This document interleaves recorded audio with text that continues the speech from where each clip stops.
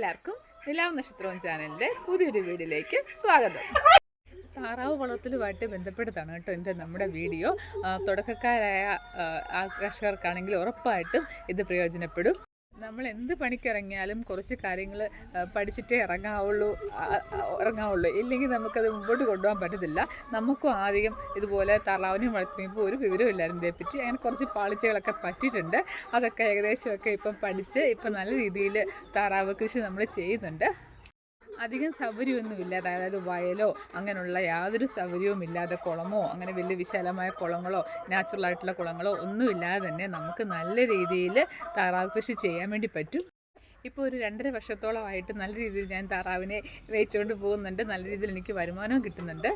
നമ്മുടെ video skip ചെയ്യാതെ കാണാൻ ശ്രമിക്കണം. പിന്നെ നമ്മുടെ വീഡിയോ ആദ്യമായിട്ട് കാണുന്നവരാണെങ്കിൽ നമ്മുടെ ചാനലൊക്കെ ഒന്ന് ലൈക്ക് ചെയ്യാനും ഷെയർ ചെയ്യാനും സബ്സ്ക്രൈബ് ചെയ്യാനും ഒന്നും മറക്കല്ല. അപ്പോൾ നമുക്ക് വീഡിയോയിലേക്ക് പോവാം. 2 വർഷം മുമ്പ് ഞാൻ ഈ പരുവത്തിലുള്ള താറാവ് കുഞ്ഞിനെ കേട്ടോ വാങ്ങിയത്. 3 മാസം പ്രായമുള്ള കുഞ്ഞിനെ, അതായത് കുട്ടനാട്ടിൽ നിന്ന് നമ്മളിവിടെ ഇടത്തേക്ക് വരുന്ന സംഭവത്തിനെ ചാര ചെമ്പല്ലി ഇനമാണ് നമ്മളെടുത്തത്. 5 പൂവനും 55 പിടയും അങ്ങനെയാണ് കേട്ടോ നമ്മളെടുത്തത്. അവരെ കൊണ്ടുവരുമ്പോൾ നമ്മൾ കൂടൊക്കെ മറ്റേ അറക്കപ്പൊടിയുടെ ചീളൊക്കെ വെച്ച് സെറ്റാക്കി വെച്ചിരിക്കുമായിരുന്നു. ഒരാഴ്ച നമ്മൾ ആ കൂട്ടിൽ തന്നെ അവരെ കീപ്പ് ചെയ്തിരുന്നു. കാരണം നമ്മുടെ വെള്ളവും പരിസരമായിട്ടുള്ളൊക്കെ ഇണങ്ങാൻ വേണ്ടി അങ്ങനെ അടച്ചിട്ടിരുന്നു കേട്ടോ. പിന്നെയാണ് നമ്മൾ അവരെ പുറത്തോട്ട് ഇറക്കിയത്. നമ്മൾ പുറത്തുനിന്ന് അങ്ങനെ വലിയ കോഴിത്തീറ്റയൊന്നും വാങ്ങിച്ച് കൊടുത്തിരുന്നില്ല. അവിടെ നിന്ന് അവർ പറഞ്ഞിരുന്നത് ആര് കുതിർത്ത് കൊടുക്കാമെന്നാണ് പറഞ്ഞു. ആര് കുതിർത്തതും തവിടും ഒക്കെ ആയിട്ടാണ് നമ്മൾ കൊടുത്തിരുന്നത്. പിന്നെ അതിൻ്റെ കൂടെ നമ്മൾ വൈറ്റമിൻസും കാൽഷ്യം അങ്ങനെയുള്ളതൊക്കെ നമ്മൾ ആഡ് ചെയ്തിരുന്നില്ല, പ്രത്യേകിച്ചൊന്നും കൊടുത്തിരുന്നില്ല. ആദ്യമേ നമ്മൾ അവർക്ക് നല്ല ഇലകളൊക്കെ കുത്തി ശീലിപ്പിച്ചിട്ടുണ്ടായിരുന്നു. എന്താ പറയുക, പപ്പായയുടെ ഇലയും അതുപോലെ വാഴയിലയും അങ്ങനെയുള്ള ചണ്ണ ഇങ്ങനെയുള്ള എല്ലാ ഇലകളും നമ്മളവർക്ക് കൊടുക്കുമായിരുന്നു കേട്ടോ. എല്ലാം ഒന്ന് കഴിക്കുകയും ചെയ്യുമായിരുന്നു. പക്ഷേ നമ്മൾ ആദ്യം തന്നെ ഒരു കുളമൊക്കെ ആദ്യമേ സെറ്റ് ചെയ്തിരുന്നു. ഇവരെ എടുക്കുന്നതിന് മുമ്പ് നമുക്ക് 6 താറാവ് ആദ്യം ഉണ്ടായിരുന്നു കേട്ടോ. അന്ന് നമുക്ക് ഈ താറാവിനെ വെള്ളത്തിനെ പറ്റി ഒന്നും അറിയത്തില്ലായിരുന്നു. അത് ആദ്യം ഇഷ്ടംപോലെ നമുക്ക് മുട്ടയിട്ട് തരുകയും ചെയ്തു കേട്ടോ. ഒരു കൊച്ചൊരു കുഴി കുഴിച്ചിട്ട് ടാർപ്പ് ഇട്ടാണ് നമ്മൾ അന്ന് അങ്ങനെ സെറ്റ് ചെയ്തിരുന്നത്. അത് കഴിഞ്ഞിട്ട് നമ്മൾ ഫസ്റ്റ് മുട്ടയിട്ട് കഴിഞ്ഞപ്പോൾ നമ്മൾ വിചാരിച്ചു ഇത്രയേ ഉള്ളൂ ഇതിൻ്റെ മുട്ടയിടിൽ നിന്ന് കഴിഞ്ഞിട്ട് നമ്മൾ ഇതിനെല്ലാം പിടിച്ച് കൊടുക്കുകയും ചെയ്തു. പക്ഷെ പിന്നെയാണ് മനസ്സിലായത് ഭയങ്കര അബദ്ധമായിപ്പോയി, അങ്ങനെ ഒന്നുമല്ല അതിൻ്റെ കാര്യങ്ങൾ എന്നൊക്കെ. ഫസ്റ്റ് മുട്ടയിടയിൽ കഴിഞ്ഞിട്ട് അതിൻ്റെ തൂവലൊക്കെ പൊഴിക്കുന്നൊരു സംഭവമുണ്ട്. അത് കഴിഞ്ഞപ്പം നമ്മൾ വിചാരിച്ചത് തീർന്നു, മുട്ടയിടയിൽ കഴിഞ്ഞു. പക്ഷെ പിന്നെ അവർ പൂർവാധികം ശക്തിയോടെ തിരിച്ചു വരുന്നുള്ള കാര്യമൊന്നും നമുക്കറിയത്തില്ലായിരുന്നു കേട്ടോ. അങ്ങനെയൊക്കെ ഉണ്ട്. അപ്പോൾ അതിനെ വളർത്തിയ ആൾക്കാരുടെ അടുത്തിരുന്ന് ചോദിച്ച് കുറച്ച് അറിവൊക്കെ സമ്പാദിച്ചിട്ടാണ് ഇപ്പം നമ്മൾ 2 വർഷമായിട്ട് ഇവർ നമ്മളോടുണ്ട്. താറാവുകളും ഉണ്ട്, മണിത്താറാവും ഉണ്ട്. നല്ല ഭംഗിയായിട്ട് കൊണ്ടുപോകുന്നുമുണ്ട്. വലിയൊരു ബുദ്ധിമുട്ടും ഉണ്ടായിട്ടില്ല. പിന്നെ ഇവരെയൊക്കെ ഇഷ്ടപ്പെടുന്നവരാണെങ്കിൽ മാത്രമേ ഇതിനെ വളർത്താൻ വേണ്ടി ഇറങ്ങുള്ളൂ. കാരണം അത്യാവശ്യം എല്ലാ ജോലിയെപ്പോലെ തന്നെ ഇതിനും അത്യാവശ്യം കഷ്ടപ്പാടുകളൊക്കെ ഉണ്ട്. പക്ഷേ അതൊക്കെ ഒന്ന് അതിനൊക്കെ ഇഷ്ടമാണെങ്കിൽ നമ്മൾ നല്ല സന്തോഷത്തോടെ നമ്മളിത് ചെയ്തു പോകും. കോഴികൾക്ക് കൊടുക്കുന്ന പോലെ തന്നെ പച്ചക്കറികളുടെ വേസ്റ്റും അതുപോലെ ചക്ക സീസണൊക്കെ ആണെങ്കിൽ ചക്കപ്പഴം തൊട്ട് ചക്ക പച്ച അരിഞ്ഞ് തൊട്ട് കരിമടൽ മാത്രമേ ഉള്ളവർ കഴിക്കാത്ത, ബാക്കി എന്തും അവർ കഴിക്കും. ഒരു കുഴപ്പമില്ല, കൊടുക്കുന്നതുകൊണ്ട് യാതൊരു കുഴപ്പമില്ല. നല്ല രീതിയിൽ നമുക്ക് മുട്ടയൊക്കെ ഇപ്പോൾ കിട്ടുന്നുമുണ്ട്. ഇപ്പോൾ 2.5 വർഷമായി നമ്മൾ ഈ താറാവിനെ ഇപ്പം മൊത്തം എടുത്തിട്ട്.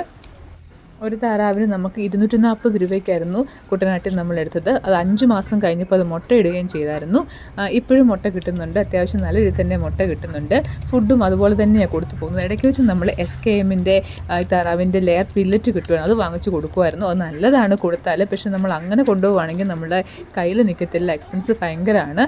അതുകൊണ്ട് തന്നെ നമ്മൾ അരിയും ഗോതമ്പും തവിടും എല്ലാം വെച്ചിട്ടാണ് ഫുഡ് കൊടുക്കുന്നത്. പിന്നെ ഇലകൾ കണ്ടില്ല കിടക്കുന്നത്, ഇലകൾ ഇട്ട് കൊടുത്താൽ അരിയുകയും വേണ്ട, ഒന്നും വേണ്ട, അവർക്ക് അതും മതി. അവർ കൊത്തി കഴിച്ചോളും. കുറച്ച് കഴിയുമ്പോൾ ആ കമ്പ് മാത്രമേ കാണത്തുള്ളൂ. അതുപോലെ വാഴപ്പിണ്ടിയൊക്കെ ഇട്ട് കൊടുക്കാം, അതൊക്കെ കൊത്തി തിന്നും. നമ്മൾ അറിയേണ്ട കാര്യമൊന്നുമില്ല, അവരതെല്ലാം കഴിച്ചോളും. പിന്നെ നമുക്ക് വയലും അങ്ങനെയുള്ള സൗകര്യങ്ങളൊന്നുമില്ല, അറിയാമല്ല, പറമ്പാവുള്ളത്. ഉച്ചവരെ ഇതിനകത്ത് നമ്മൾ കീപ്പ് ചെയ്യും. ഉച്ച കഴിയുമ്പോൾ നമ്മൾ പറമ്പിലേക്ക് അയച്ചു വിടും. മഴയൊക്കെ വന്നു കഴിഞ്ഞാൽ പിന്നെ പോച്ചയൊക്കെ ആയാൽ പിന്നെ നല്ലതാണ് കേട്ടോ, അതെല്ലാം തിന്നോളും. ഇപ്പോൾ അതുകൊണ്ട് നമ്മൾ പോച്ചയൊന്നും ഇല്ലാത്തതുകൊണ്ട് നമ്മൾ അത്യാവശ്യം ഇതുപോലെ ഇലകളൊക്കെ അതിന് കൊടുക്കണം, അതെല്ലാം കഴിച്ചോളും. നമ്മുടെ വീടിനോട് ചേർന്ന് തന്നെയാണ് ഈ ഫാം. എന്നുവെച്ചാൽ നമുക്ക് യാതൊരു സ്മെല്ലോ ബുദ്ധിമുട്ടോ കാര്യങ്ങളോ ഒന്നുമില്ല. നമ്മൾ ഇവർക്ക് വേണ്ടി ഒരു കുളം സെറ്റ് ചെയ്തിട്ടുണ്ടായിരുന്നു. കോൺക്രീറ്റ് ഇട്ട കുളമാണ് കേട്ടോ. 2 ദിവസം കൂടുമ്പോൾ നമ്മൾ ഈ കുളം ഡ്രെയിൻ ചെയ്യും. അത് പോകാൻ വേണ്ടി സെപ്പറേറ്റ് ടാങ്കൊക്കെ ഉണ്ട്. അപ്പോൾ തുറന്ന് വിട്ട് അത് ക്ലീൻ ചെയ്ത് പുതിയ വെള്ളമൊക്കെ ഒഴിച്ച് കൊടുക്കും. ഇല്ലെങ്കിൽ അവർ ഇറങ്ങത്തില്ല കേട്ടോ. മാക്സിമം 2 ദിവസം, അത് കഴിഞ്ഞാൽ പിന്നെ അവർ ഇറങ്ങത്തില്ല. ചുണ്ടിട്ടിങ്ങനെ ആക്കിയിട്ടൊക്കെ പൊക്കളയും കേട്ടോ. അത് മീനിൻ്റെ കുളമാണ്. ഇല്ലെങ്കിൽ പിന്നെ ഇവരെ വലയുടെ മുഴുക്ക അതിനകത്തോട്ട് എടുത്ത് ചാടും. 2 ദിവസമായിട്ടും വെള്ളം മാറ്റിയിട്ടില്ലെന്നുണ്ടെങ്കിൽ. അങ്ങനെയാണ് എൻ്റെ കാര്യങ്ങളൊക്കെ. ആദ്യത്തെ 1 വർഷമൊക്കെ മുട്ടയിട്ടപ്പോൾ നല്ല രീതിയിൽ 35-40 മുട്ടയൊക്കെ വരെ ഒരു ദിവസം കിട്ടുമായിരുന്നു. അപ്പോൾ അത്രയും കിട്ടുന്നില്ല, 20-25 മുട്ടയൊക്കെ വരെ കിട്ടാറുണ്ട്. നമ്മൾ ഇവർക്ക് ഫുഡ് കൊടുക്കുമ്പോൾ ഒരേ ടൈമിൽ കൊടുക്കണം. നമ്മൾ 2 നേരം ഫുഡ് കൊടുക്കാവുള്ളൂ. രാവിലെ ഇപ്പോൾ അഴിച്ചു വിടുമ്പോൾ 8-9 മണിയാകുമ്പോഴത്തേനും വെള്ളം നല്ല വെള്ളം വൈറ്റമിൻ സിറപ്പൊക്കെ ഒഴിച്ച് വെള്ളം വെച്ച് കൊടുക്കും. അതിൻ്റെ കൂടെ അരി കുതിർത്ത് ഇടും കേട്ടോ. അത് നല്ലതാണ് കേട്ടോ. അരി കുതിർത്ത് വെക്കുകയാണെങ്കിൽ അത് കഴിക്കാൻ അതായിരിക്കും കുറച്ചുകൂടെ സുഖം. അങ്ങനെ ഇട്ട് കൊടുക്കും. ഗോതമ്പും കൊടുക്കും. ന്യൂട്രീഷണൽ സപ്ലിമെൻ്റ് ആയിട്ട് ഞാൻ കൊടുക്കുന്നത് ഇതാട്ടോ, ഗ്രോവി പ്ലക്സ് എന്ന് പറഞ്ഞ് വിർബാക്ക് കമ്പനിയുടെ പ്രോഡക്റ്റാണ് കൊടുക്കുന്നത് കേട്ടോ. അതൊരു 10 ml ഒരു ബക്കറ്റ് വെള്ളത്തിൽ ഒഴിച്ച് വെക്കുക ചെയ്യുന്നത്. ഇന്നും രാവിലെ അത് കൊടുക്കും. പിന്നെ നമ്മളീ കുറച്ച് സംഭവങ്ങൾ സ്റ്റോക്ക് കാണണം. അതായത് ഇത് പറഞ്ഞ ആൻറ്റിബയോട്ടിക്കാണ് കേട്ടോ. എൻട്രോ എന്ന് പറഞ്ഞൊരു ആൻറ്റിബയോട്ടിക്കാണ്. നമ്മളിപ്പോൾ സ്റ്റോക്ക് കാണണം. ഇപ്പോൾ എനിക്കിവിടെ കോഴിയും താറാവും ഇതെല്ലാം ഉള്ളതുകൊണ്ട് ഞാനിവിടെ സ്റ്റോക്ക് വെക്കാറുണ്ട്. എന്തെങ്കിലും ഒരു അസുഖമെന്ന് കണ്ടാൽ ഹോസ്പിറ്റലിൽ നിന്ന് പറഞ്ഞിട്ടുള്ളത് നമ്മളിത് കൊടുക്കാമല്ലോ എന്നുള്ള രീതിയിലാണ് കൊടുക്കേണ്ടത്. പിന്നെ അതുപോലെ ഈ കോഴികൾക്കൊക്കെ എന്താ പറയുക കാലിനും ഒക്കെ താറാവിനും ഒക്കെ ഇടയ്ക്ക് ഇങ്ങനെ ബലക്ഷയം പോലെ വരും. അതിനുവേണ്ടിയാണ് ന്യൂറോബിയോൺ ഫോർട്ട് എന്ന ടാബ്ലറ്റ്. ഇത് ഒരു സ്ട്രിപ്പിന് 20 രൂപ 20 രൂപ എങ്ങാണ്ടേ ഉള്ളൂ. ഇതിപ്പോൾ നമ്മൾ വല്ലപ്പോഴും ഒരു 4 മാസം കൂടുമ്പോഴത്തേനും ഒരു 4-5 ടാബ്ലറ്റ് ഒരു കുപ്പിയിലിട്ട് അതിങ്ങനെ എന്താ പറയുന്നത് ഡയലൂട്ട് ചെയ്ത് വെച്ചേക്കണം. 5 ടാബ്ലറ്റ് എടുത്തിട്ട് നമ്മൾ ഈ കുഞ്ഞുങ്ങൾക്കൊക്കെ മരുന്ന് കൊടുക്കുന്ന കുപ്പി ഉണ്ടല്ലോ, അതിനകത്ത് ഡയലൂട്ട് ചെയ്തിട്ട് കുറേശ്ശെ 5 ml ഒക്കെ വെച്ച് വെള്ളത്തിലിട്ട് വല്ലപ്പോഴും കൊടുക്കുന്നത് നല്ലതാണ് കേട്ടോ. അപ്പോൾ ഇത്രയും സാധനം നമ്മളിൽ എപ്പോഴും സ്റ്റോക്ക് ഉണ്ടാവണം. എനിക്കിപ്പം 3 മാസം കഴിഞ്ഞ് താറാവിനെ കിട്ടിയത്. അപ്പോൾ വാക്സിനേഷനൊക്കെ കഴിഞ്ഞിട്ടാണ് കേട്ടോ നമ്മുടെ കിട്ടിയത്. ഇല്ലെങ്കിൽ താറാവിനൊക്കെ വാക്സിനേഷനൊക്കെ ഉണ്ട്. അതൊക്കെ കൊടുത്തിട്ട് കറക്റ്റായിട്ട് കൊടുക്കണം കേട്ടോ. ഇല്ലെങ്കിൽ നമുക്ക് അസുഖങ്ങളൊക്കെ ഉണ്ടാവും. എൻ്റെ താറാവിനൊന്നും ഇതുവരെ കുഴപ്പമൊന്നും ഉണ്ടായിട്ടില്ല. നല്ല വിശ്വാസം ഉള്ളിടത്തുനിന്ന് വേണം കേട്ടോ താറാവിനെ വാങ്ങാൻ. മുട്ടയിടാനായ താറാവെന്നൊക്കെ പറഞ്ഞ് ഇങ്ങനെ കിട്ടുന്ന താറാവൊക്കെ ചിലപ്പം എന്താ പറയുക ഒരു തവണ മുട്ടയൊക്കെ ഇട്ട് കഴിഞ്ഞ് തൂവലൊക്കെ പോയിച്ചിട്ടിരിക്കുന്ന താറാവൊക്കെ ആയിരിക്കും. അപ്പോൾ അതൊക്കെ അത്ര വിശ്വാസം ഉള്ളിടത്ത് പോയി കണ്ടൊക്കെ വാങ്ങിക്കാവുള്ളൂ. കഴിവതും നമ്മളിതുപോലെ പോച്ചയൊക്കെ നന്നായിട്ട് കൊടുക്കണം. അവരത് കൊത്തി കഴിച്ചോളും കേട്ടോ.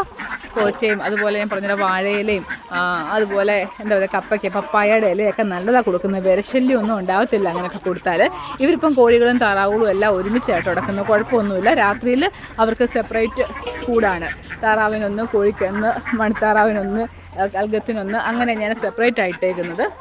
ഒരു തവണ മുട്ടയിട്ട് ഇങ്ങോട്ട് മാറിക്കഴിഞ്ഞിട്ട് പിന്നെ ഇവരുടെ ഈ തൂവലൊക്കെ പൊഴിച്ച് അവർക്ക് പുതിയ തൂവലൊക്കെ വന്ന് എന്താ പറയുക പഴയ പോലെ ചെറുപ്പമായിട്ടെന്ന് വെച്ചാൽ മുട്ടയിടാറായ താറാവ് എങ്ങനെയാണോ നമുക്കായി വരുന്നത് അതുപോലെ നമുക്ക് കിട്ടും കേട്ടോ ഇവരെ.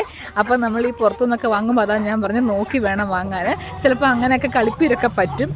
നല്ല താറാവിനെ നോക്കി വാങ്ങണം. നമ്മളിപ്പോൾ ചാര ചെമ്പല്ലിയാണ് നമ്മുടെ ഇരിക്കുന്നത്. അത് കുഴപ്പമൊന്നുമില്ല. നന്നായിട്ട് മുട്ടയൊക്കെ കിട്ടുന്നുണ്ട് കേട്ടോ അവരുടെ നിന്ന്. ഈ താറാവിൻ്റെയൊക്കെ കൂട്ടിൽ ഞാൻ പറഞ്ഞു ഇതിൻ്റെ അറക്കപ്പൊടിൻ്റെ ഇട്ടേക്കണമെന്ന്. അതൊരു 6 മാസം ഒക്കെ കൂടുമ്പോൾ അത് ചേഞ്ച് ചെയ്താൽ മതി കേട്ടോ. അതുവരെ ഇടയ്ക്ക് ഇളക്കിയിട്ട് കൊടുത്താൽ മതി. നനവൊന്നും ഉണ്ടാകാൻ പാടില്ല. നനവൊക്കെ ഉണ്ടെങ്കിൽ താറാവൊക്കെ മുട്ടയിടുന്നൊക്കെ അവർ മടി കാണിക്കും.